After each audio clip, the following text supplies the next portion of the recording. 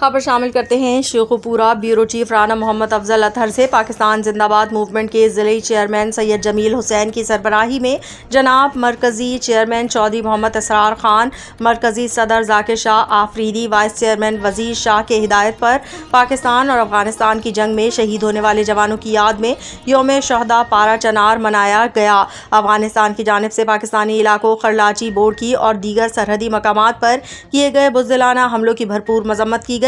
اس موقع پر پاکستان زندہ باد موومنٹ کے اراکین جنرل سیکرٹری خوشنود علی جان، وائس چیئرمین سید لیاقت حسین، سید انوار حسین بابا، صوبے دار سید ضامن حسین، سید محمد حامد حسین، سید حسنین اشفاق حسین، سپرنٹنڈنٹ محمد بشیر، ارشد حسین، حاجی نجف علی، سید حسن، سید حر حسین، سید کیسر حسین، سید عابد علی شاہ، سید شاہد حسین، ذیشان حیدر اور دیگر ممبران نے بھرپور شرکت کی۔ اس کے ساتھ ساتھ چنار بلڈ بینک کے چیئرمین غیور حسین بما، ممبران اور سیاسی رہنما ملک زرتاج حسین نے بھی شرکت کی۔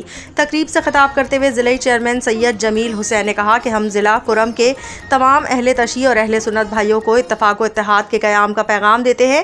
انہوں نے کہا کہ ہمیں فرقہ وارانہ نفرتوں کو پس پش ڈال کر پاک فوج کے ساتھ شانہ بشانہ کھڑے ہونا چاہیے۔ انہوں نے مزید کہا کہ ہم پاک فوج اور پارا چنار کے شہداء کو خراج تحسین پیش کرتے ہیں اور دعا کرتے ہیں کہ خدا ان کے اہل خانہ کو صبر جمیل عطا فرمائے، آمین۔